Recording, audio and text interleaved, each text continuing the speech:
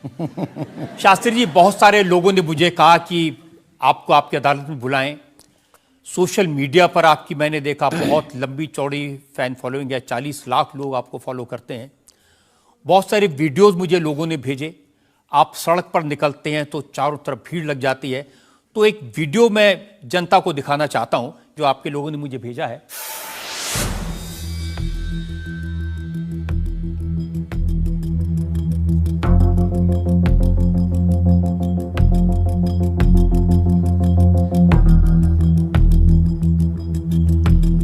तो ये वाकई में शास्त्री जी असली वीडियो है या पब्लिसिटी स्टंट है, बनाया हुआ है?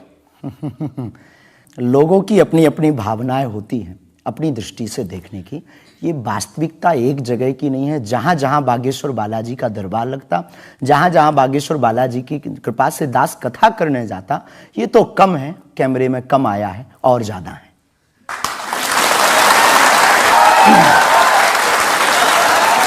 लेकिन 26 साल की उम्र में इतनी चर्चा, इतनी पब्लिसिटी, ऐसा क्या है आप में? जिसका गुरु बलवान होता है, चेला पहलवान होता है। जो लोग कहते थे ईश्वर नहीं होते या भगवान नहीं होते, हमारी दृष्टि में इस छोटे से गांव से, गढ़ा गांव, मध्य प्रदेश के बुंदेलखंड में एक छोटा गांव गढ़ा है। गढ़ा में रहने वाला एक छोटे परिवार का बालक धीरेन्द्र कृष्ण अगर यहां तक पहुंच सकता है बालाजी की कृपा से, तो भारत का प्रत्येक व्यक्ति भगवत कृपा से कहीं भी पहुंच सकता है। आपने ये नहीं बताया कि यहां तक कैसे पहुंच गए हैं। ये जो लोग हैं, जो फॉलो करते हैं, जो आपके बारे में इतनी बातें करते हैं, ये क्यों करते हैं? क्या है आप में? बागेश्वर बालाजी की कृपा, वो सब पर है। लेकिन आप अगर कहेंगे, क्योंकि आपसे जीतना तो बड़ा मुश्किल है, हम पहले आपको साफ कर दें कि चूंकि आपका नाम तो रजत शर्मा जी है, लेकिन हम आपको दयालु नाम से, क्योंकि हमारी भारतीय परंपरा में बड़ों का नाम नहीं लेते, तो हम आपको दयालु कहकर संबोधित करेंगे, अगर बुरा ना लगे तो। नहीं, आप कुछ भी करिए। वैसे हम आपके यहाँ आज मेहमान हैं, तो ये हमारा अधिकार भी है।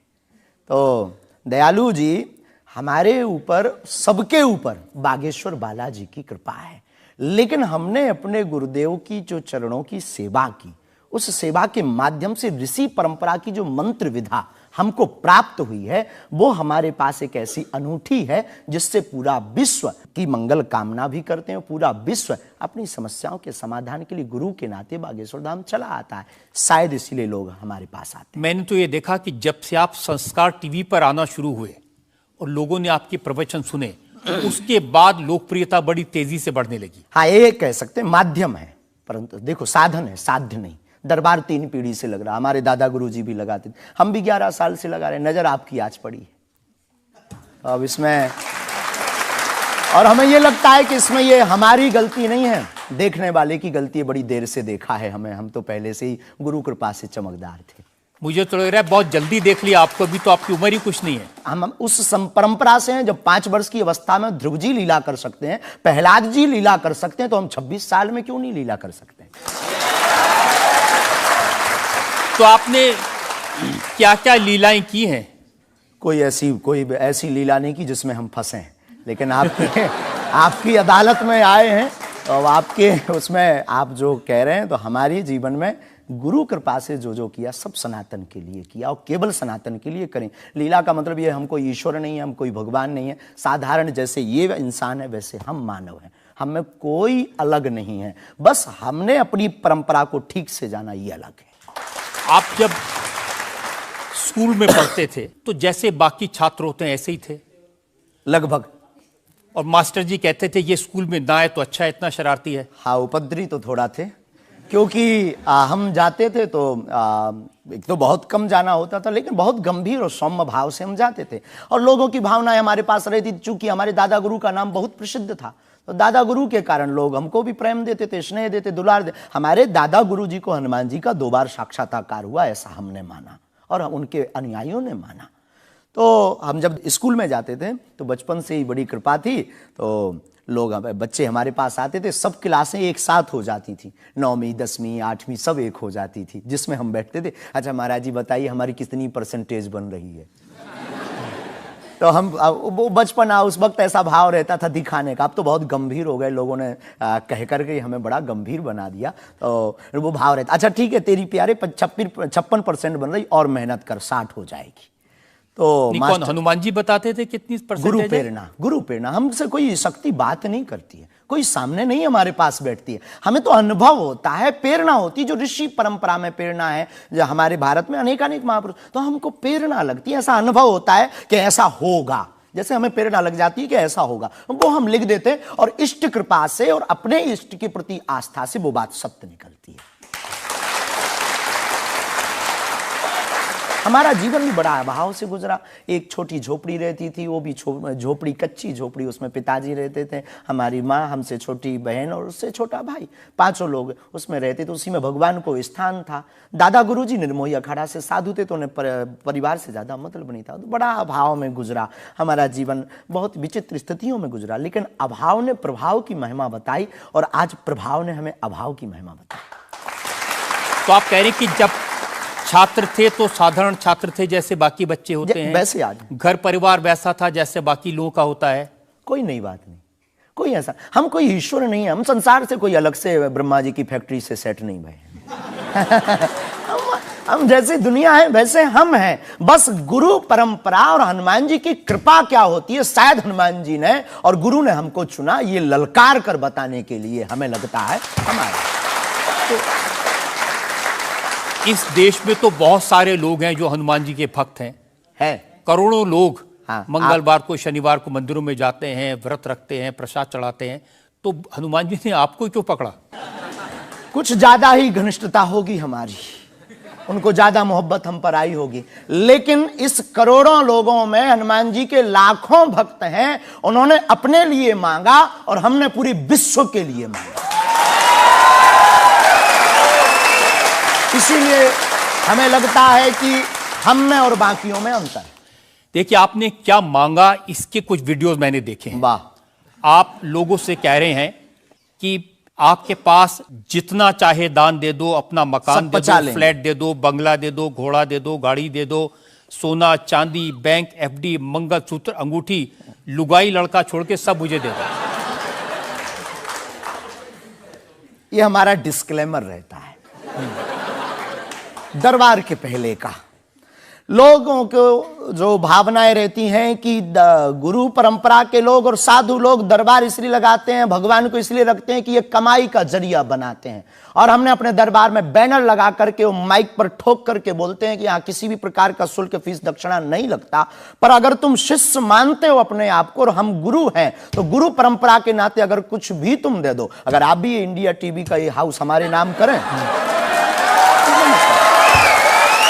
हमें कोई दिक्कत, हमें कोई दिक्कत, और लेते भी हैं।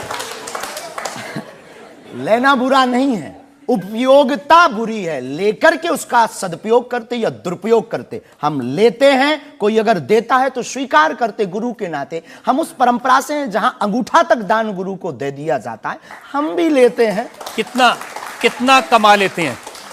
हमारी तो कोई फिक्स कमाई नहीं है, क्योंकि हमारी कोई कंपनी या बिजनेस नहीं है। कोई चढ़ा जाता है, हमारे पास करोड़ों सनातनियों का प्यार, लाखों करोड़ों लोगों की दुआएं, हजारों संतों का आशीर्वाद, इतनी कोई हिसाब किताब तो रखता होगा ना कि कितना पैसा आया। जितने सनातनी उतनी कमाई, हिसाब आप लगाओ।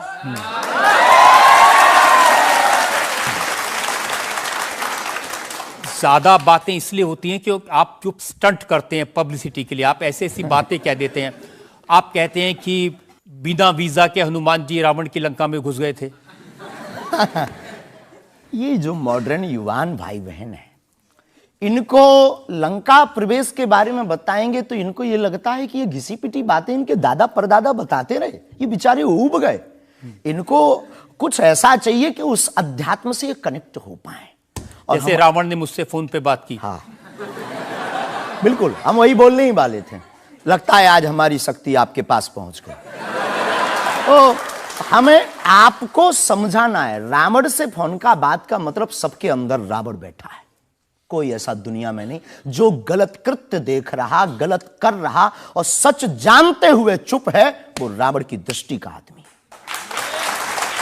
तो हनुमान जी लंका गए, इसको इन युवाओं को कैसे जोड़े, इन्हें तो वीजा, पासपोर्ट, फॉरेनर ये शब्द पता है, तो इनसे कनेक्ट करने के लिए हमारा अध्यात्म इतना विशाल और इतना अथाह है कि उसमें कुछ भी आप डाल दो वो आप स्वीकार सोच रहे हैं करेंगे। कि आपको अध्यात्म पता है, इनको नहीं पता। इस देश ऐसा की नहीं जनता हमने को कहा। आपसे ज्यादा अध्यात्म पता है। ऐसा हमने नहीं कहा।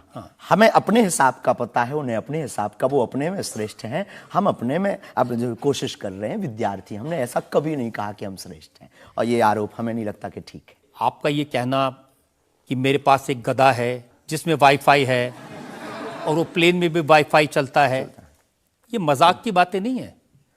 लोगों की दृष्टि से, भावनात्मक दृष्टि से देखा जाए तो ये बहुत गहरा विषय है। मजाक की दृष्टि से अगर कोई देखेगा तो देखो, जाकी रही भावना जैसी प्रभु मूलत देखी तिन तैसी।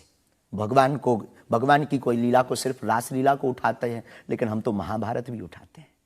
तो अपनी अपनी दृष्टि है, हम ये मजाक में नहीं कहते। हम उनको बताना चाहते हैं कि हमारे देवी देवताओं से जो हमारे इष्ट की परंपरा की जो निशानी है वो अगर नज़दीक रहे, गुरु की निशानी अगर नज़दीक रहे, माता पिता की बातों की निशानी नज़दीक रहे, तो बेटा कभी गलती नहीं करेगा, वो चार चांद लगाता रहेगा। शास्त्री जी, इसको कहते हैं आप अंधों के शहर में आईना बेचने की कोशिश कर रहे हैं। ऐसा हमारा भाव नहीं है, अपितु हमारा भाव ये है कि उस केवल वाईफाई को हम बताते नहीं, उसकी महिमा भी बताते हैं, और दरबार में आने वाले लोगों को उसकी महिमा का अनुभव भी कराते हैं। तो फिर वो जो बात मजाक की है ना, वो फिर अध्यात्म, आस्था, ईश्वर से जुड़ करके नास्तिक भी आस्तिक बन जाता है। देखिए, आपको भोले भाले लोगों को बताना चाहिए कि भाई ये मैं मजाक में कह रहा हूं, विनोद हम कहते है, भी हैं। और ये मैं ये असल हम में बहुत कह बार बोलते हैं, विनोद हम कर रहे हैं, हम बहुत बार बोलते हैं। अब कोई हमारे विनोद को सीरियस ले ले तो वो उसका निजी अनुभव है। तो अब मैं लोगों को बता दूं कि एक बार बगैर टिकट पकड़े गए थे आप रेलवे में।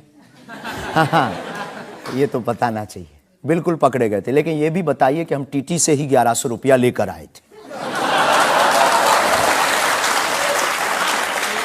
उसी टीटी से लेकर आए थे, और जिस वाईफाई की आपने चर्चा की उसी वाईफाई की दम पर उसके बाप का नाम बताकर लेकर आए थे। इसी तरह की बातें कह के ऐसे दिखाते हैं जैसे चमत्कार कर दिया, जैसे मेरे ऊपर हनुमान जी की बहुत कृपा हो गई, मैं भविष्यवक्ता हूं, और फिर जो भोले भाले लोग हैं वो प्रभावित हो जाते हैं। हमने कभी एक नहीं दावा किया कि हम चमत्कारी हैं। आज भी आपकी अदालत में हम कहते हैं कि हम कोई चमत्कारी नहीं है, हम कोई ईश्वर नहीं है, हम कोई महात्मा नहीं है, हम एक आम इंसान हैं। लेकिन हमारी अपने इष्ट के प्रति आस्था, ऋषि परंपरा के प्रति आस्था है, जो महर्षि वाल्मीकि से पत्र दरबार की महिमा चली है, उस महिमा का हम अनुकरण करते हैं, और उस आस्था में उलझनों में का रास्ता मिल जाता है, तो उसे आप चाहे चमत्कार मानिए अथवा फिर आप अपनी बुद्धि से जो जिसने जो जाना वो हमें माना। देखिए शास्त्री जी, बहुत सारे ऐसे लोग हैं, गरीब हैं, परेशान हैं, बीमारियों से थके हारे हैं, डॉक्टर से आशा छूट जाती है, हॉस्पिटल से आशा छूट जाती है, वो आपके पास आते हैं, वो सोचते हैं यहाँ इलाज मिलेगा। किसी का बच्चा बोल नहीं सकता, किसी का बच्चा चल नहीं सकता, वो लोग बड़ी आस्था विश्वास लेके, जो मैंने जानकारी हासिल की, वो आते हैं, सोचते हैं कि यहाँ से शायद उन्हें कोई रास्ता दिख जाएगा, और उन्हें मिल जाता है। जो आते हैं श्रद्धा पूर्वक आते हैं। देखो, जिंदगी में अगर वो परेशान है और डॉक्टर से परेशान होकर के या कहीं से भी निराश होकर के आया और उसे कुछ मिले ना मिले, हम ये तो नहीं कहते, जिसकी जितनी निष्ठा उसको उतना हमारे बागेश्वर बालाजी के दरबार में मिलता है। और अगर नहीं मिलता, और अगर उसे जीवन जीने की अगर डांडस और सात्तावना मिलती है, तो क्या ये भी कम है?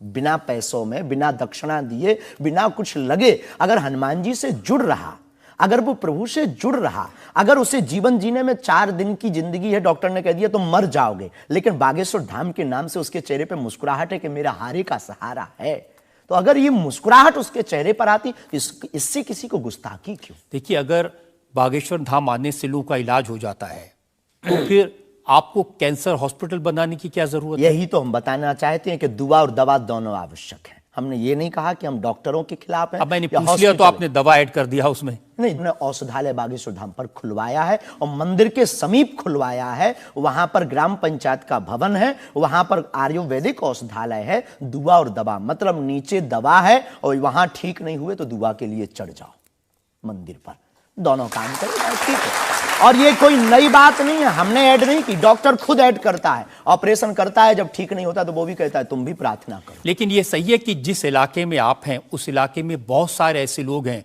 जो इसी तरह पर्ची निकालते हैं, जो इसी तरह दुआ की बात करते हैं। पूरे भारत में ऋषि परंपरा के अनेक लोग हैं, बहुत लोग तो नहीं कह सकते, पर अनेक लोग पूरे भारत में हैं। और केवल हमारे इलाके में नहीं, पूरे भारत में। हमारे इलाके में बागेश्वर बालाजी की महिमा और दादा गुरुजी के पास दरबार से, कृपा से बहुत से महापुरुष और भी। मैं बताता हूँ, एक लवलेश नाम के गुरुजी हैं, 20 साल की उम्र है, और वो भी इसी तरह से पर्ची निकालते हैं। वो भी इसी तरह से। हम कभी ऐसे मिले नहीं, इस भाव से हमारा कभी मिलना नहीं हुआ, और इस विषय पर उनका निज मत हो हम कह नहीं सकते, ईश्वर जाने। नहीं, मत तो पता नहीं, उनके ऊपर रेप का इल्जाम है और वो जेल में है, कह नहीं सकते। तो उस एरिया में ऐसे और भी बहुत सारे लोग हैं। अभी हम अर्जी लगाने के हिसाब से घूमे नहीं हैं। आप कहो तो इस बार जाकर के घूमेंगे कितने लोग हैं। अभी तो हमें एक पता है, छतरपुर जिले में एक गढ़ा गांव है, वहां बागेश्वर धाम है, वहां सदगुरु सन्यासी बाबा से परंपरा चली दरबार की, आप भी आइए। ये बात सही है कि देश में बहुत सारे ऐसे लोग हैं जो कहते हैं हमारे पास सिद्धि है। एक जयपुर में है, उन्होंने बताया कि मैंने कर्ण पिशाच को साधा हुआ है, और वो भी किसी की भी डेट ऑफ बर्थ बता देते हैं, किसी के परिवार वालों का नाम बता देते हैं। हमारे पास ऐसी कोई सिद्धि नहीं है, ना हमने ऐसी कोई साधना कर रखी है। हमारे पास सिर्फ अपने इष्ट पर, हनुमान जी पर भरोसा है, जो अष्ट सिद्ध नवनिधि के दाता हैं। ना हम कोई डेट बताते हैं, ना हम कोई नाम बताते हैं, और अगर उनकी कृपा से पता चल जाए तो कोई बुरी बात नहीं। जनता में जो लोग सवाल पूछना चाहते हैं।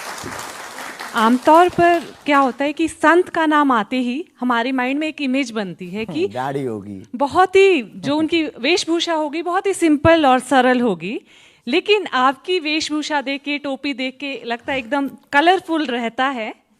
आपकी दुनिया ही रंगीन है तो साधु को भी रंगीन होना चाहिए। बहुत बढ़िया, बहुत बढ़िया। जब 7 रंगों की भरी दुनिया है माय डियर सिस्टर, 7 रंगों से भरी दुनिया है, तो मुझे क्या दिक्कत है। और हम कोई साधु नहीं, हम कोई महात्मा नहीं, ना हमने चोला ले रखा है। हम एक वर्ण व्यवस्था की बात नहीं करेंगे, हम एक गुरु के शिष्य हैं और आम इंसान हैं। और अगर कोई सरनेम पूछे तो हम शुक्ल वंशीय सरयूपारी ब्राह्मण है। तो जो 7 ब्राह्मणों की वेशभूषा है वो हमने धारण की, गुरु के नाते हमने ये पादुका अपनी एक परंपरा को निर्वाहन करने के लिए धारण की। और टोपी कोई आया तो दे गया, अगर आप कुछ दो बहन हमें तो वो भी स्वीकार है।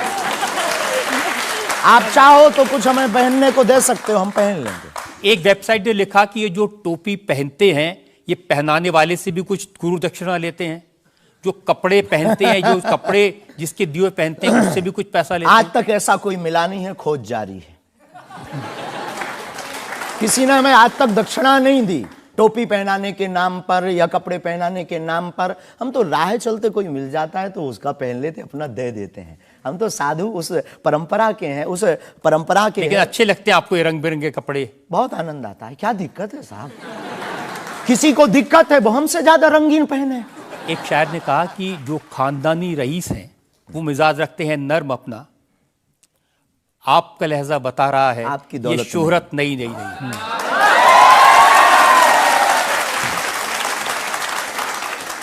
लोगों को लगता है, हमें लगता है कि हमारे जीवन में न हमें धन प्रिय है, न मान प्रिय है, न सम्मान प्रिय है, हमें हनुमान प्रिय है। और हमने जब से जन्म लिया तब से हम धनवान हैं, क्योंकि हमारे हनुमान हैं।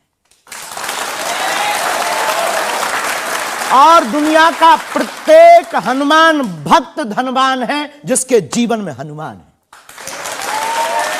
और वो निर्धन है इस दुनिया में जिसके जीवन में भगवान नहीं, वो निर्धन है। और अगर बाप हनुमान हो और धनवान हनुमान हो और उनका भक्त अगर रंगीन ना हो, पीला लाल ना हो, जब हनुमान जी लाल देह लाली से हो सकता तो लाल पगड़ी क्यों नहीं हो सकती?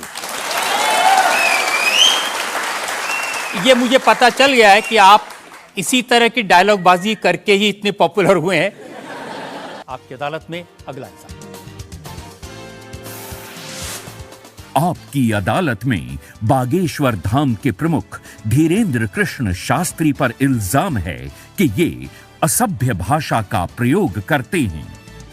शास्त्री जी, कुछ लोग आपको पीठाधीश्वर मानते हैं, कुछ लोग गुरु मानते हैं, लोग महाराज कहते हैं, बड़ा आदर करते हैं। कोई संत कहता है लेकिन आप जिस भाषा का प्रयोग करते हैं वो इस गरिमा के अनुकूल नहीं लगती कई बार।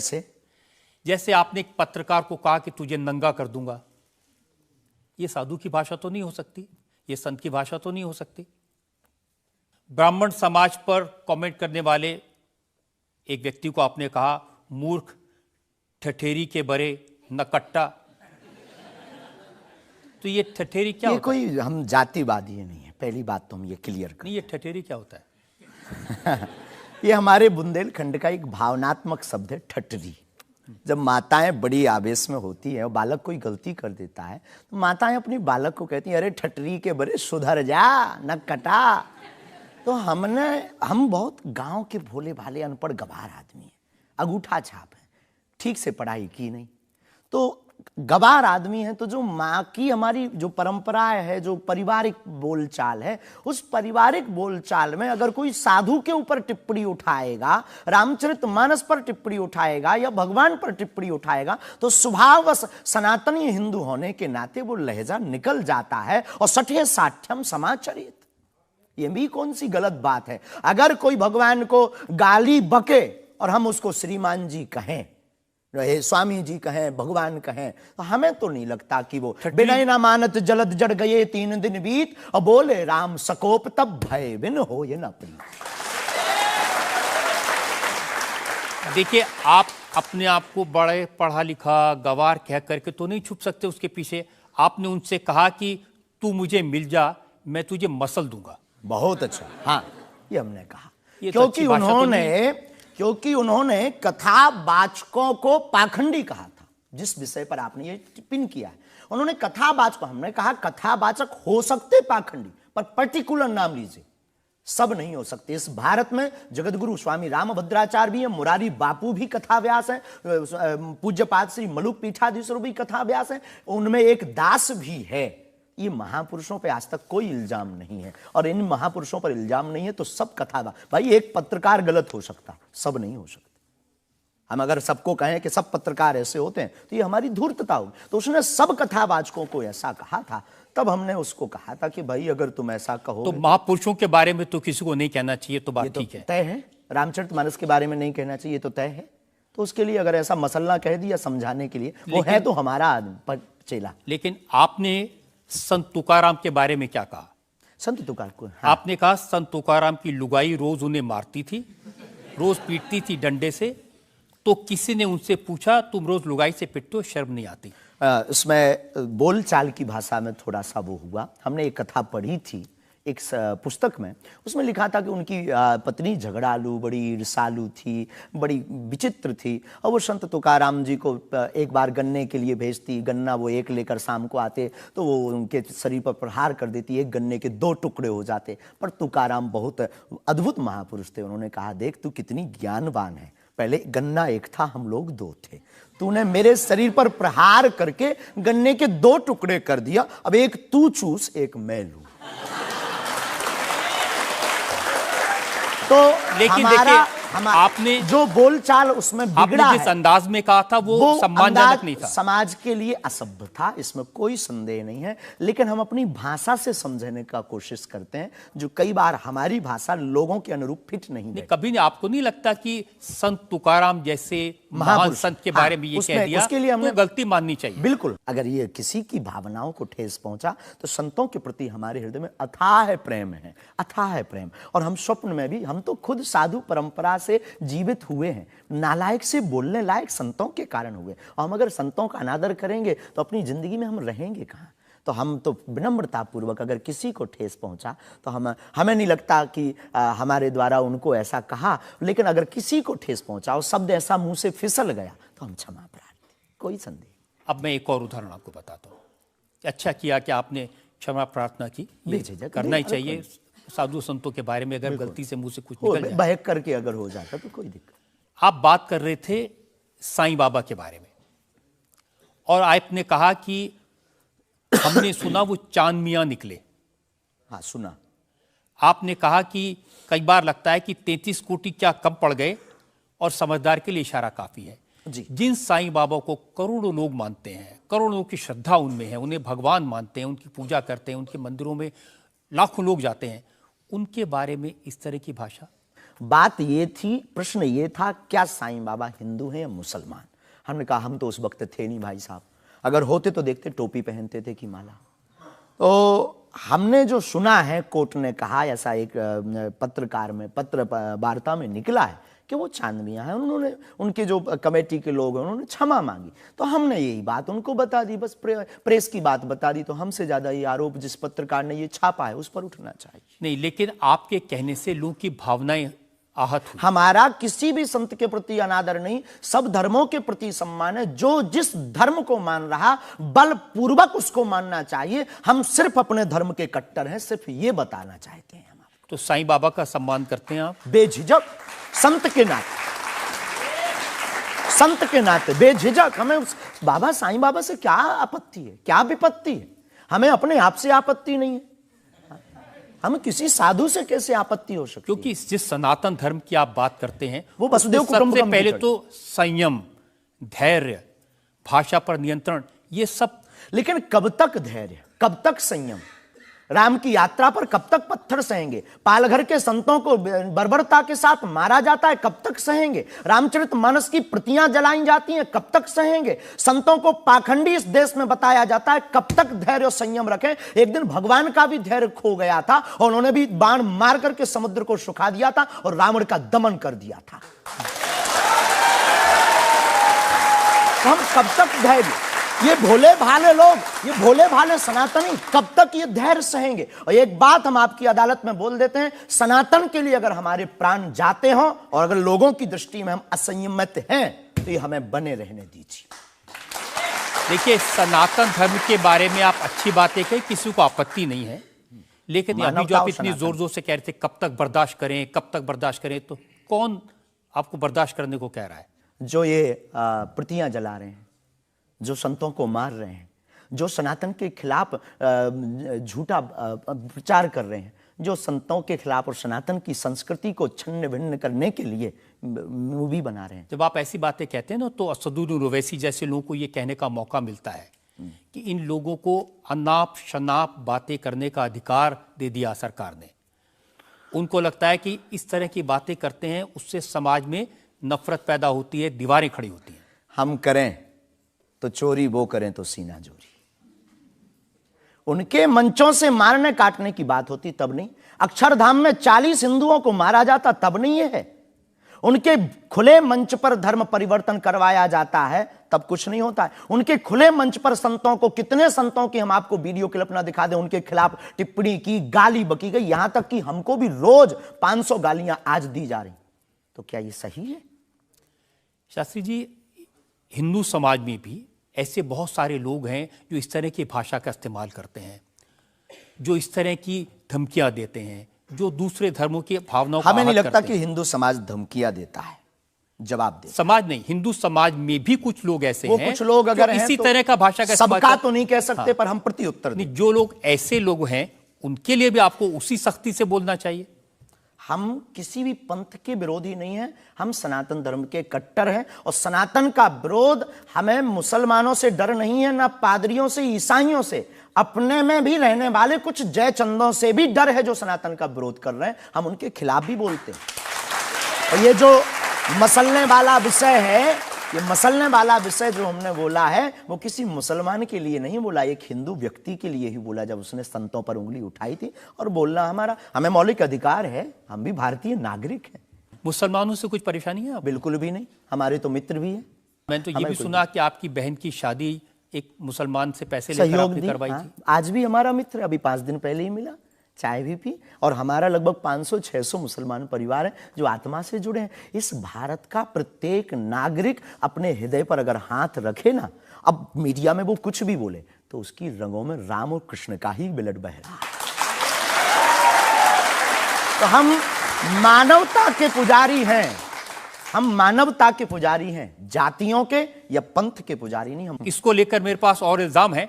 हम एक ब्रेक के रुकेंगे और ब्रेक के बाद आपकी अदालत में धीरेन्द्र के शास्त्री पर इल्जामात और सवालात का एक और आपकी अदालत में अगला इल्जाम। आपकी अदालत में बागेश्वर धाम के प्रमुख धीरेंद्र कृष्ण शास्त्री पर आरोप है कि ये अपने विरोधियों को धमकी देते हैं।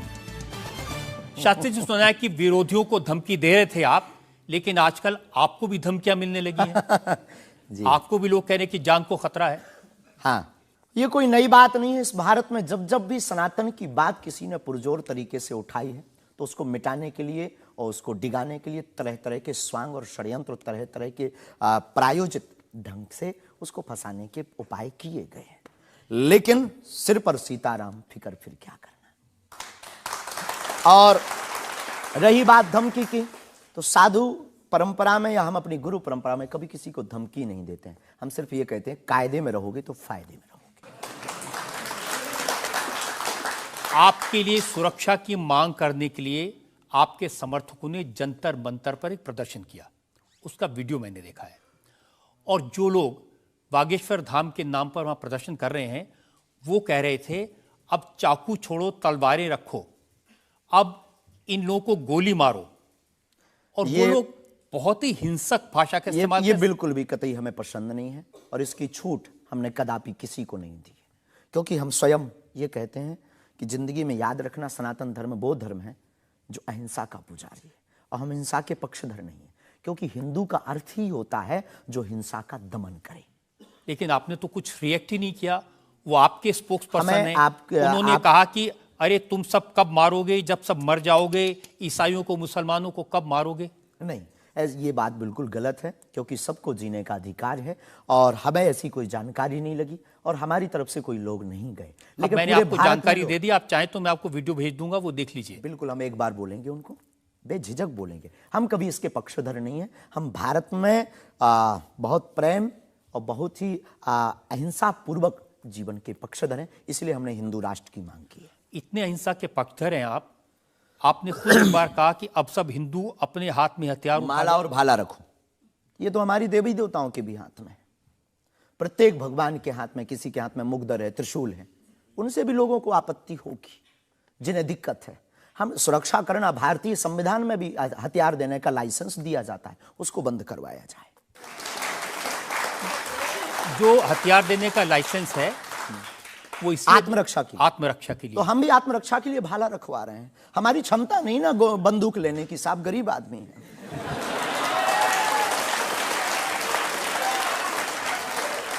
जब आप इस तरह की बातें करते हैं ना, तो फिर सवाल ये उठता है कि आपकी सुरक्षा के लिए टैक्स पेयर क्यों पैसा दे, जनता क्यों पैसा दे? आप इस तरह की बातें करेंगे, भाला की बात करेंगे, बंदूक की बात करेंगे, गोली की बात करेंगे, तो धमकी मिलेगी।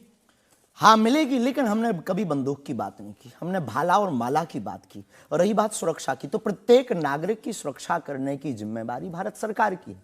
और हमें अपने इष्ट और भारत की सरकार पर भरोसा है, वर्तमान सरकार पर भरोसा है। साधु संत के तुम रखवारे, असुर निकंदन राम दुलारे। एक तो हमारा पहला भरोसा ही है, हमारे इष्ट हमारे हनुमान जी है। और हमारा ये धमकी नहीं है।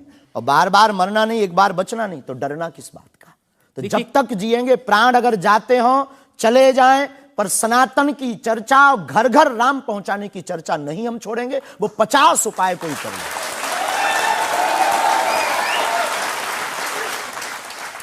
कोई ना कोई डर तो है। आप कहते हैं कि मैं अब बुलडोजर खरीदने वाला हूं, हिंदुओं एक हो जाओ, पत्थर मारने वालों पर बुलडोजर चलाओ।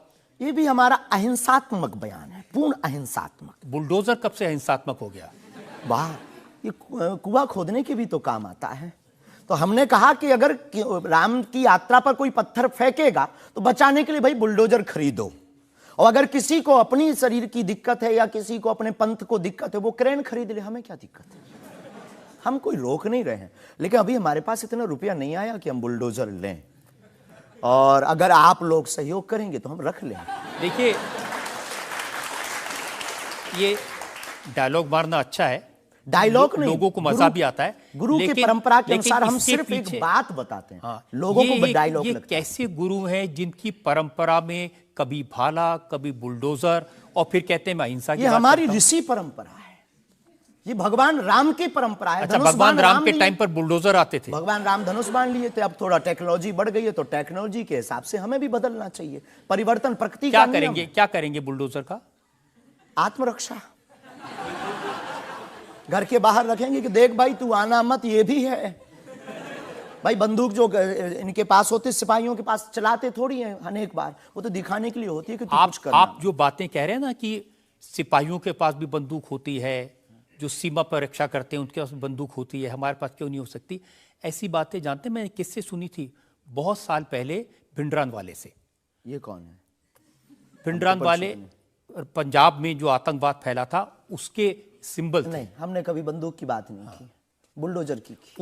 उनसे मैंने ये सवाल पूछा था। उन्होंने बुलडोजर रखी थी। मैं आपको बताता हूँ, उनसे मैंने, देखिए ये मजाक की बात नहीं है, मैंने उनसे सवाल पूछा था कि उनकी आपत्ति क्या थी कि जो हिंदू हैं वो यज्ञोपवीत क्यों पहनते हैं और सिख लोगों को कृपाण लेकर जाने की इजाजत क्यों नहीं होती।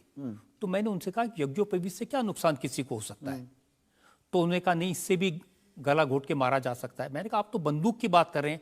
तो उन्होंने यही कहा था कि सिपाहियों के हाथ में भी तो बंदूक होती है, वो भी आत्मरक्षा के लिए। तो ऐसी बातें जो लोग गुरु परंपरा के लोग हों उनको नहीं कहनी चाहिए। आपकी दृष्टि से कह सकते हैं, लेकिन हमें लगता है कि आत्मरक्षा के लिए सब कुछ जरूरी है, वो वर्तमान समय में आवश्यक है।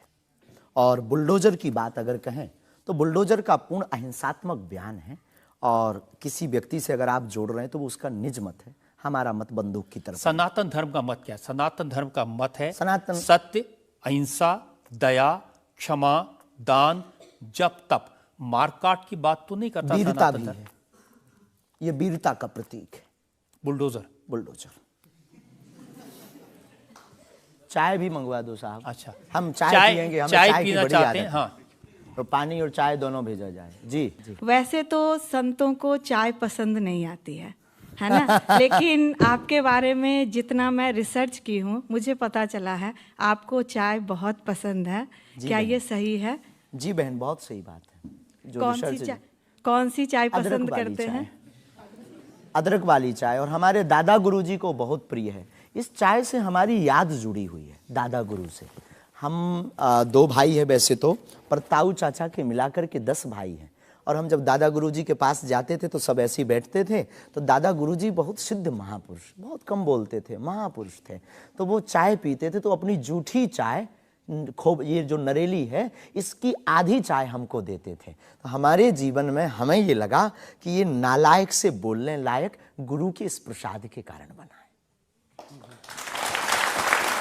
और प्रत्येक, इसके पीछे एक और रहस्य है, प्रत्येक बालक को अपनी परंपरा को छोड़ना नहीं चाहिए, चाहे किसी भी लेवल पर पहुंच जाए। शायद ये भी सूत्र है।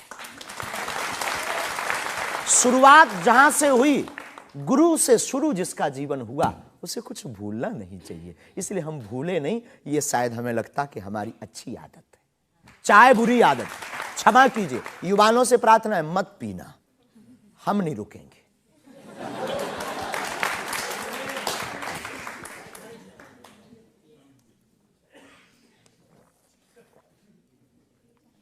और हमारे दादा गुरु ने तो श्लोक भी बनाया है, कहो तो सुनाऊं? चाय पर श्लोक। चाय पर श्लोक आपने नहीं सुना होगा, एक बार सुन। केटली गर्भ संभूतम शक्कर पत्ती मिश्रितम कप मध्य विराजते देवी ओम चाय चंडिकाय नमो नमः। और केवल इतना ही नहीं, चाय और चाह दोनों जिंदगी में बहन जरूरी है। चाय हमारे लिए जरूरी है क्योंकि हमें लगता कि चाय से गुरु की याद आती है, और जिससे ईश्वर की याद आए वो बुरी चीज भी अच्छी है। और चाह, परमात्मा को पाने की चाह भी जिंदगी में बहुत जरूरी है। जिसके अंदर ईश्वर को पाने की चाह होती, वो आदमी भी नंबर 1 का होता। चाह पैसों से आनों में आती रही, चाह आनों से रुपया बनाती रही, चाह रुपयों से नोट बुनाती रही, चाह नोटों से कोठी चुनाती रही, चाह कोठी में मोटर मंगाती रही, चाह मोटर से होटल में जाती रही, चाह होटल में बोतल खुलाती रही, चाह क्या क्या ना करती कराती रही। चाहे मोटर से होटल में जाती रही, चाहे होटल में बोतल खुलाती रही, चाहे क्या क्या ना करती कराती रही, चाहे पाली जिन्होंने वो पीले हुए चाहे छोड़ी जिन्होंने वो रसीले हुए, चाहे जी से लगी जी जरा हो गया, चाहे हरी से लगी जी हरा हो गया। अब एक ही चाहे हमको चाहिए, वो अगर चाहे हनुमान जी तो फिर क्या चाहिए।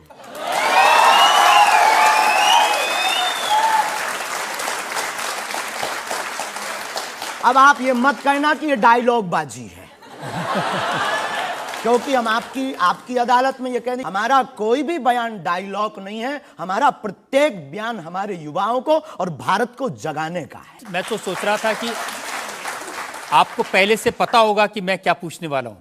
शायद ये जो चाय आप पीते हैं, इससे एनर्जी आती है, ऊर्जा आती है, शक्ति मिलती है? लगभग गुरु की याद आती है। और देखो चाय पीना, देखो सच बात यह है कि चाय पीना ठीक नहीं है, चाय हानिकारक है, भूख मारती है। लेकिन हम 24 घंटे में 18 घंटे सेवा करते हैं, लगभग 17 घंटे गद्दी पे बैठते बोलते हैं। भूख लगेगी तो नींद आएगी, नींद को मारने का एक बहुत अच्छा उपाय है चाय पी लेंगे। भूख कम तो हम ज़्यादा समाज सेवा कर पाते हैं, हमें ऐसा लगता है, पर डॉक्टरी भाषा में ये ठीक नहीं है। तो ये सिर्फ समाज सेवा के काम आती है, या फिर जैसे शाहरुख खान की फिल्म पठान को आपने क्रिटिसाइज किया, वो भी चाय का असर था? चाय कोई नशा नहीं है, लेकिन अगर आप उसकी बात करें तो हमने सिर्फ सनातन की बात की कि हमारे सनातन पर भगवा रंग ही बेशरम क्यों बार बार। एक फिल्म 1987 के लगभग आई थी, संतोषी माता की फिल्म। संतोषी माता की फिल्म आने के बाद लोगों की भावना इतनी दृढ़ होगी कि शुक्रवार को टमाटर और नींबू बिकना कम हो गए। और अगर आप सनातन के खिलाफ, आपको याद होगा, और अगर सनातन के खिलाफ कोई मूवी बनाओ तो मंदिरों में, भगवान के चरणों में और माता पिता और गुरु के प्रति आस्था लोगों की कम हो जाएगी। इसलिए बार बार हमारी संस्कृति, हमारे सनातन और हमारे भगवान राम को टारगेट ना किया जाए। देखिए, बिना देखे आपने फैसला कर लिया कि वो भगवान राम को टारगेट किया गया है, सनातन को टारगेट किया गया है। भगवा रंग तो देखने की जरूरत ही नहीं है, खून ही भगवा है। रंग से किसी धर्म को जोड़ना ये तो ठीक नहीं। ये देश तिरंगे का देश है और तिरंगे में तीनों रंग हैं। बिल्कुल है, और सब रंगों का सम्मान करना चाहिए। तो है तो हमने कभी, अच्छा तो भगवा रंग, हरा रंग भी तो बेशरम हो सकता है। हाँ, क्यों नहीं हो सकता? हो सकता है ना। हाँ। बस यही हमारी मांग है। देखिए, ये इस तरह की जो मांगे करते हैं ना, उसी पर मुझे आपत्ति है। आप कहते हैं ये भारत राष्ट्र हिंदू राष्ट्र बने, बेझिझक बने, हिंदू राष्ट्र बनेगा। ये जातिवाद, हम जातिवाद के खिलाफ हैं। कब तक गालियां जातिवाद के नाम पर, कब तक राजनीतिक रोटियां सेकी जाएंगी? ये बंद करो। अब कब तक जातिवाद के नाम पर वोट लेंगे? आप ये बंद करो, भारत को हिंदू राष्ट्र बनाओ। सामाजिक समरसता होगी, सब में समानता होगी, सौहार्दता होगी, न पत्थर गलेंगे, न रामचरितमानस जलेगी, न राम के ऊपर कोई टिप्पणी होगी। हिंदू राष्ट्र होगा तो राम राज्य आ जाएगा। भारत विश्व गुरु है। शास्त्री जी, ये जो देश है ना, ये भारत के संविधान से चलता है। वो संविधान जो बाबा साहब अंबेडकर ने बनाया था। क्षमा कीजिए, हम उसके आदर करते हैं, हमारे पूर्वजों ने स्वीकार किया। कहां आदर कर रहे हैं? वो संविधान कहता है ये धर्मनिरपेक्ष राज्य है, इसमें रिलीजन के नाम से इसको देश नहीं बनाया जा सकता। संविधान का प्रथम पृष्ठ ही भगवान राम के चित्र से प्रारंभ होता है। हाँ, बिल्कुल। संविधान का प्रथम पृष्ठ, जिस देश का संविधान भगवान राम से प्रारंभ हो, तो क्या वो हिंदू राष्ट्र, राम राज्य नहीं हो सकता है? वही संविधान जो भगवान राम के पृष्ठ से शुरू होता है, वही संविधान कहता है कि भारत एक धर्म निरपेक्ष हमने ऐसा राज्य सुना है, पढ़ा नहीं है, पूछना नहीं, पंथ निरपेक्ष कहा है। धर्म तो सिर्फ सनातन नहीं, धर्म निरपेक्ष। हाँ, तो धर्म सिर्फ सनातन है, बाकी सब पंथ। देखिए, और जो देश धर्म निरपेक्ष नहीं होते, जैसे हमारे पड़ोस में पाकिस्तान धर्म के आधार पर बना, उसका क्या हाल है ये आप देख रहे हैं। देख रहे हैं, लोगों के पास खाने को रोटी नहीं है, आतंकवाद चरम सीमा पर है। जब इस्लाम के नाम पर देश बनेगा, धर्म के नाम पर बनेगा, तो ये होगा। बिल्कुल बात सही है आपकी, लेकिन हम आपको बता दें, बाकी सब पंथ हैं, धर्म सिर्फ सनातन है। सुप्रीम कोर्ट के सामने ये मामला आया था और सुप्रीम कोर्ट ने क्या कहा था, एग्जैक्ट वर्ड्स मैं आपको बताता हूं। सुप्रीम कोर्ट ने कहा कि भारत जैसे धर्मनिरपेक्ष देश में धर्म के आधार पर घृणा फैलाने की, लोगों को बांटने की गुंजाइश नहीं है। जी, सुप्रीम कोर्ट तो ये नहीं करना चाहिए। हमारी तरफ से आदर है, लेकिन भारत हिंदू राष्ट्र था, है, बस घोषणा की जरूरत है। देखिए, आप रंग के नाम पर फिल्मों का विरोध करते हैं, आपने कहा कि ये फिल्म नहीं चलने देंगे। हम सिर्फ सनातन के विरोधियों का विरोध करते हैं, कोई रंग से, कोई व्यक्ति से, किसी संप्रदाय से हमारा कोई विरोध नहीं। सनातन के विरोधी से हमारा विरोध है, वो किसी भी बिरादरी या समुदाय या समाज का, चाहे भले ही क्यों। आपको यह भी समझना होगा, जिस फिल्म का आप इतना विरोध कर रहे थे, जिसको आप कह रहे थे कि लोग देखने ना जाएं, उसको करोड़ों ने देखा और वो लोग सुपरहिट फिल्म हुई। होनी भी चाहिए, हमने सुना सुधार भी किया है, और सुधार करके कोई करे तो फिल्मों से हमारा कोई विरोध नहीं है, क्योंकि वो एक कला है और कला के प्रति हमारा सम्मान है। नहीं, लेकिन आप तो बार बार कभी आप आमिर खान की फिल्म का जिक्र करते हैं, कभी क्योंकि वो शाहरुख खान पीके वाली मूवी बना करके भगवान को गाल पर चिपका करके शंकर जी को बाथरूम में बंद करता है। तो क्या ये सही है? जिसके प्रति हमारी आस्था है, लाखों लोग कहेंगे इस बात को सुनने के बाद, जिनके प्रति हमारी आस्था है उनके साथ ऐसा मजाक किया जाए, भगवान के साथ खिलवाड़ किया जाए, क्या ये सही है? और उसकी बात बोलना अगर विरोध है तो हम मरते दम तक विरोध करेंगे। शास्त्री जी, मुझे कभी कभी लगता है कि चूंकि आपकी उम्र कम है, जैसे आप भिंडरान वाले को नहीं जानते, ऐसे ही फिल्मों का इतिहास भी आप नहीं जानते। एक फिल्म आई थी बैजू बावरा, उसमें एक भजन था मन तड़पत हरि दर्शन को आज, जो सबसे हिट था। इसे लिखा शकील बदायूनी ने, म्यूजिक दिया नौशाद ने, गाया मोहम्मद रफ़ी ने। हम आपको बहुत विनम्रता पूर्वक कहें कि हम किसी भी समुदाय के विरोधी नहीं हैं। पुनः हम कहते हैं, हम रहीम को मानने वाले और कबीर का सम्मान करने वाले हैं। हम शेख मुबारक के साथ मित्रता निभाने वाले। ये आपको समझने की जरूरत है, ये मलिक मोहम्मद जायसी और रसखान का देश है, जहां पर उन्होंने भगवान का गुणगान किया। हमने कभी विरोध नहीं किया, सम्मान किया, रसखान के पद गाए, रसखान के प्रति हमारा आदर है, और भारत में सामाजिक सौहार्दता बनी रही है हमारी मांग है। और क्या ये नाजायज मांग है? नहीं, जिन आमिर खान का जिक्र कर रहे हैं, उन्होंने जब लगान फिल्म बनाई, उस फिल्म में जो भजन था वो जावेद अख्तर ने लिखा और रहमान ने उसका म्यूजिक दिया। जी, तो उसके प्रति सम्मान है। हमने सुना नहीं है, अभी तक उस फिल्म को देखा नहीं है, पर उसके प्रति हमारा सम्मान है। उसके प्रति हमारा कोई अगर वीडियो क्लिप विरोध का मिले तो दिखाइए। मैं भेजूंगा आपको, यही आपकी नहीं, प्रॉब्लम है। हमारा विरोध उस गाने के प्रति नहीं, उस गाने के प्रति नहीं है। आप बस हमारा तो सिर्फ सनातन की बात है, फंडा सिर्फ सनातन। सिर्फ मैं कह रहा हूं कि आपको जिसका विरोध करना है उसके बारे में थोड़ी सी जानकारी हासिल कर लीजिए। आपको न मिले तो मुझसे पूछ लीजिए। बहुत अच्छा है, अब आगे से ये कोशिश करेंगे, लेकिन सनातन के लिए पूछ नहीं पाएंगे। सनातन पर उंगली उठाएगा तो इधर से भी डायरेक्ट सीधा सा होगा।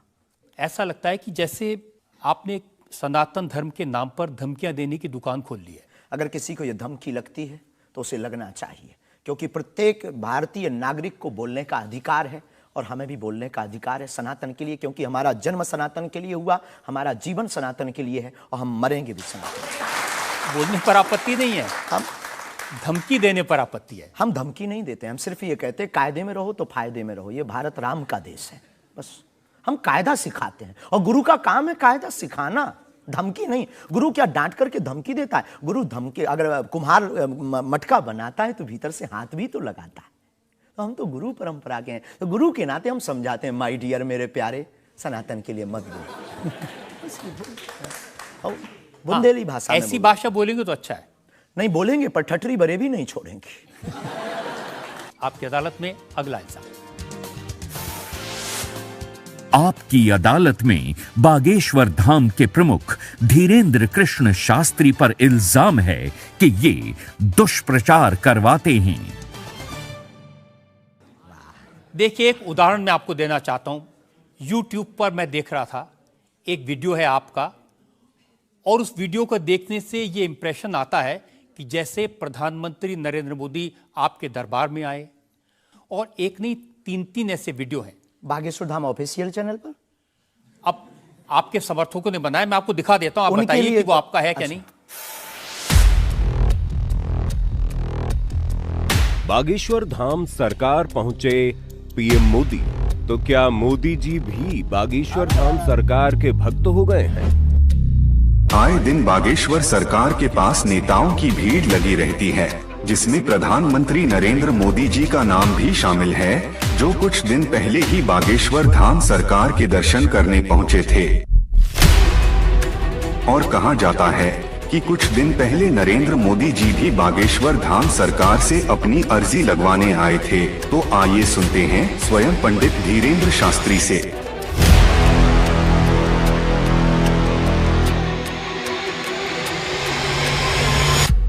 मोदी जी को ये प्रोजेक्ट करते हुए जैसे बागेश्वर धाम आए, मेरी जानकारी है कि 3 वीडियोस हैं, उनमें से एक बागेश्वर धाम का है। बागेश्वर धाम के ऑफिशियल चैनल से कभी हो ही नहीं सकता है, न ऐसी भूल हो सकती है, क्योंकि हमने कभी ऐसी इजाज़त नहीं दी। ये बहुत बड़ी गलतियां हैं। टीआरपी के चक्कर में रोज तो लोग हमारी शादी करवा देते हैं यूट्यूब पर। आपने सिर्फ ये भर देखा, ये भी तो देखिए कि हर बार हमारी लड़की बदल दी जाती है। हैप्पी बर्थडे कहीं ये कह दिया जाता है। एक ने न्यूज डाली थी, बागेश्वर सरकार 23 तारीख को परिणय सूत्र में बंधेंगे। संतों के फोन आने लगे। तो ये सिर्फ मीडिया पर, चूंकि बागेश्वर धाम बहुत सर्च हो रहा, और हनुमान जी भला सर्च हो क्यों ना, हनुमान जी तो लोगों की श्वास में, ये पवन पुत्र हैं। तो लोग बागेश्वर धाम बालाजी के नाम से सर्च करते हैं, तो लोगों को जो कुछ यूट्यूब वाले हैं, सब नहीं, कुछ यूट्यूब वाले हैं जो अपनी व्यूअरशिप बढ़ाने के चक्कर में इस प्रकार का कुकृत्य करते हैं, जो दुष्प्रचार है। और बागेश्वर धाम ने इस पर अनेक बार कार्रवाई भी की, उनके खिलाफ नोटिस भी भेजा, और अनेक बार डिस्क्लेमर भी बागेश्वर दरबार में हमने दिया है कि किसी भी प्रकार की भ्रामक जानकारी से बचें। धाम का इस प्रकार से कोई भी लेना देना नहीं है। ये खुद की निजता के साथ वो बेफुजूली के कार्य कर रहे हैं, और बागेश्वर धाम इसके लिए कानूनी कार्रवाई भी करवाएगा। शास्त्री जी, प्रधानमंत्री को लेकर इस तरह की वीडियो बागेश्वर धाम के नाम से जाएं, तो आपको नहीं लगता कि ये भोले भाले लोगों के लिए मिसलीडिंग है? लोग ऐसी बातों पर भरोसा कर लेंगे। धाम से तो हुआ नहीं, कोई कर रहा हो तो खबर नहीं है, पर कर रहा जो उसके खिलाफ कानूनी कार्रवाई। अगर आपके नाम पे भी कोई कर रहा है तो भी आपको कोई एक्शन लेना चाहिए। आपने कुछ कार्रवाई की है? हाँ, अनेक बार नोटिस भी भिजवाया है, अनेक बार कितने चैनलों को बंद करवाया है, जो कई बार कोई खान के खिलाफ कर देते थे हमारे लिए, कई बार कोई धमकी डाल दे। बागेश्वर धाम पहुंचे जेल, अब वो ऐसी हथकड़ी हो, वो पुलिस अगल बगल लगा देते थे। तो इनसे हमारी आपके सोच से भी प्रार्थना है, इसको बहुत देखा जाएगा, आपकी अदालत को जब भी देखा जाए, इस प्रकार की भ्रामक जानकारी से बचें। हम इस प्रकार, कोई भी हमारा दरबार या कथा प्रदर्शन का विषय नहीं है, हमारी कथा और दरबार दर्शन का विषय है। तो आपकी तरफ से मोदी जी के वीडियोस को लेकर के क्या कार्रवाई की गई? इसमें अभी इसकी हमें आज पता लगा है कि मोदी जी का बना है। पूर्व में हमको वो जेएलएल वाला बताया था, हमें इसका ज्ञान नहीं है, लेकिन हम जाते ही तुरंत आपकी अदालत के बाद लीगली कार्रवाई एफआईआर अपने अमुक थाने पर करवाएंगे। अच्छा, इसके अलावा और भी बहुत सारे वीडियोस हैं। देवेंद्र फडणवीस का है, मनोज तिवारी का है। ये तो आए थे। ये भी फर्जी वीडियो है? अरे नहीं, ये तो आए थे, इनके मत करवा दियो ना ना ना, ना। देवेंद्र फडणवीस जी भी आए थे, मनोज तिवारी हमारे बहुत प्रिय शिष्य हैं, वो भी आए थे, और बहुत आए हैं, पर मोदी जी नहीं आए हैं। हाँ, ये बता देते हैं, तो इन पे एफआईआर जी डिलीट ना करवा दियो, आप रोक दियो। लेकिन आपके 1-2 सेंटेंसेस हैं जिसमें आप कुछ मोदी जी कह रहे हैं, मोदी जी आइए। हाँ, वो हम लंदन में दरबार में थे, ये शायद उससे अगर ये जोड़ा हो, पूरा तो देखा नहीं, उससे जोड़ा हो तो खबर नहीं, हौस नहीं।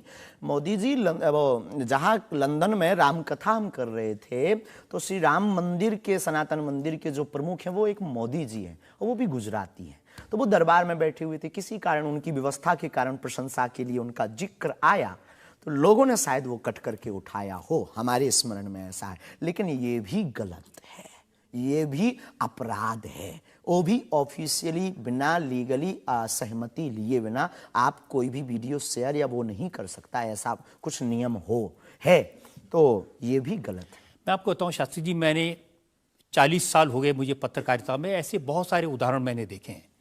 चंद्रा स्वामी का उदाहरण देखा था, वो नरसिम्हा राव के साथ उनकी तस्वीरें, राजीव गांधी के साथ उनकी तस्वीरें, जॉन मैकेंद्रो के साथ तस्वीरें, लिज टेलर के साथ, ये अंतर्राष्ट्रीय ख्याति प्राप्त लोग हैं, और वो ये तस्वीरें दिखाकर अपनी दुकान चलाते थे, और वाकई में जो दुनिया के बड़े बड़े लीडर्स थे उनसे उनकी पहचान थी। ब्रुनोई के सुल्तान उनके शिष्य बन गए थे इसी वजह से। अफ्रीकन कंट्रीज के प्रेसिडेंट थे मोबुतू, वो उनके शिष्य बन गए थे। हमारा कभी भी भाव, कोई आवे सब सम्मानीय है।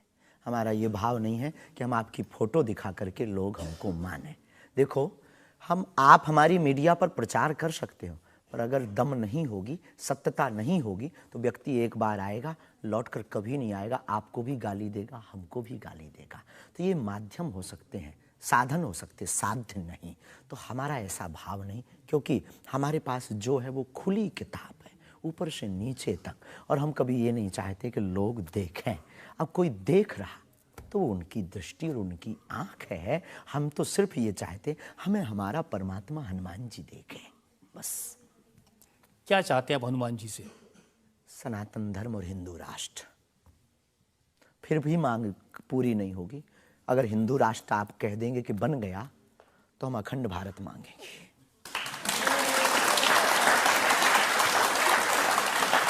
अगर वाकई में आपको भरोसा है कि बजरंगबली ऐसी इच्छाओं को पूरा कर सकते हैं, करते हैं हमारी तो कर रहे हैं। स्केल थोड़ा बढ़ाइए ना, उनसे कहिए कि पुतिन को समझाएं कि यूक्रेन से अपनी सेना वापस ले ले।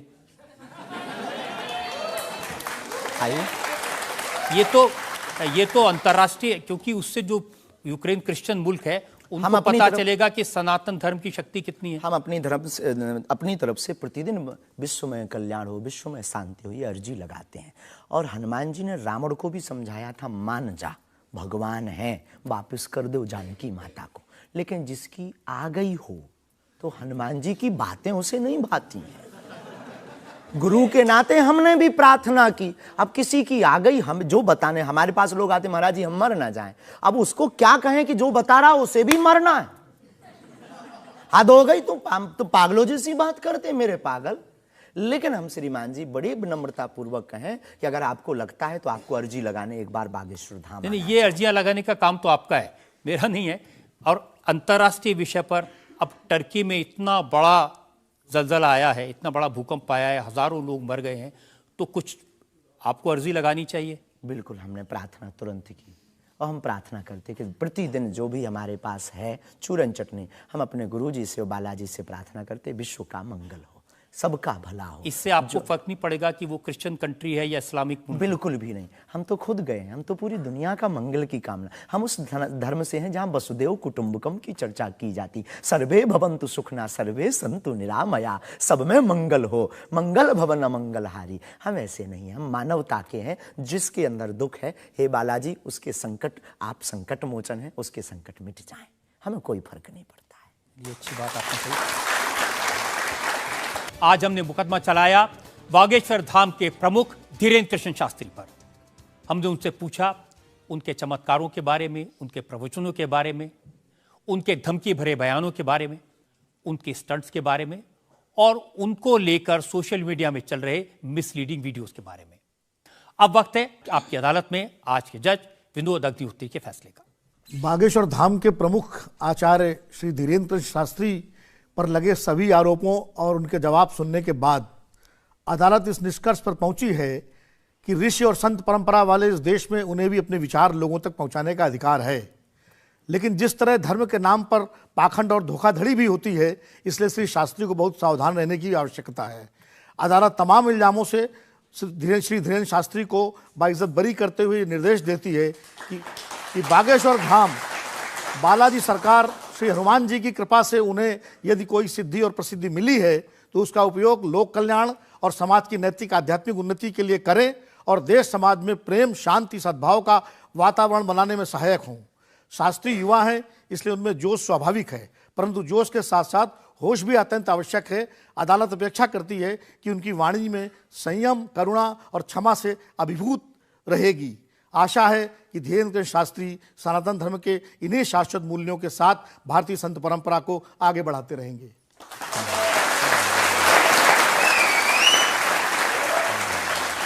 इस विश्वास के साथ कि हमारे जज साहब ने जो हिदायत दी है धीरेन्द्र शास्त्री उसका पालन करेंगे, संभल कर रहेंगे और समाज में किसी भी तरह की भ्रांतियां न फैलें, इसका ध्यान रखेंगे।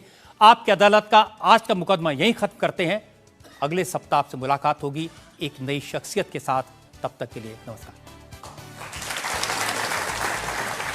इंडिया टीवी हर वक्त हर जगह डाउनलोड करने के लिए सर्च करें India TV news Google play store या ऐप स्टोर पर।